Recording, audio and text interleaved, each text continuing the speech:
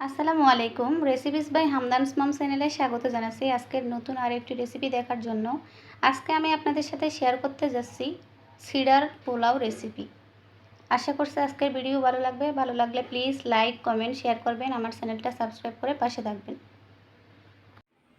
তো দেখেন, সিডার পোলাওটা করার জন্য আমি এখানে নিয়েছি 1 কাপ পরিমাণ চিড়া, একটা মাঝারি সাইজের পেঁয়াজ,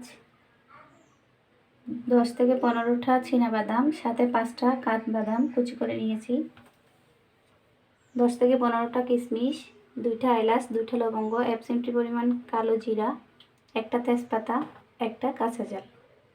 এখন আমি চিড়াটা ধুয়ে নেব। চিড়াটা অবশ্যই ধুয়ে করতে হবে, আর ভিজিয়ে রাখা যাবে না। ভিজিয়ে রাখলে কিন্তু চিড়াটা নরম হয়ে যাবে, সেক্ষেত্রে পোলাওটা জর্জরে হবে না।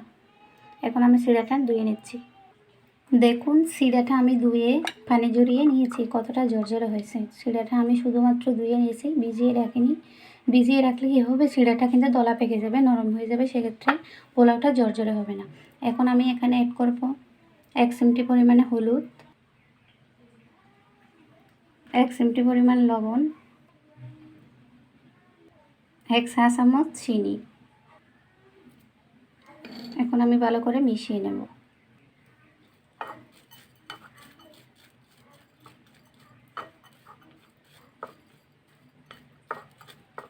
এবার চুলাটা অন করে একটা কড়াই বসিয়ে দিলাম।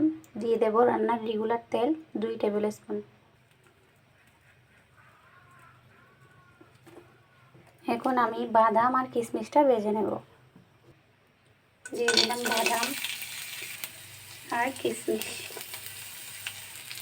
এখন আমি লাল লাল করে ভেজে নেব।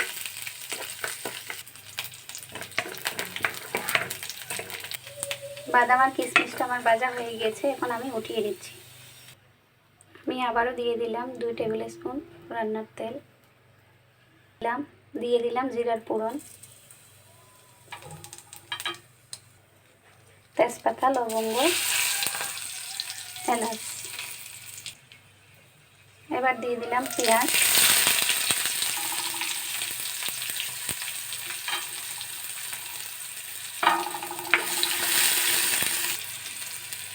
কেটে রাখা আলু আর কাঁচামরিচ। এবং নাড়াচাড়া দিয়ে ওখানে দেবো আমি 1 চিমটি পরিমাণ হলুদ আর লবণ।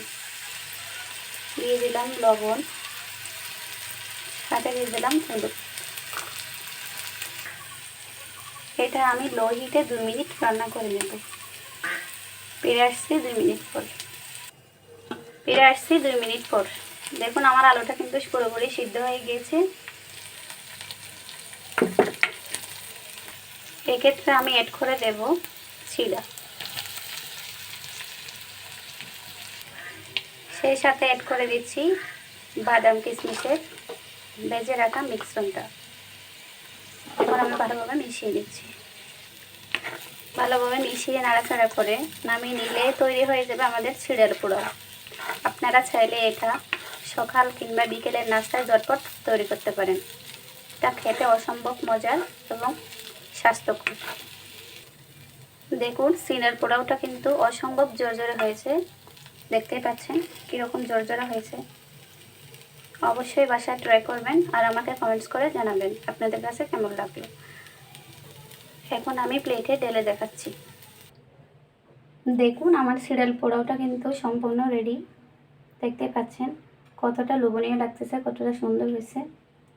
আজকের ভিডিওটা এ পর্যন্তই। সবাই ভালো থাকবেন, সুস্থ থাকবেন, আমার জন্য দোয়া করবেন। আল্লাহ হাফেজ।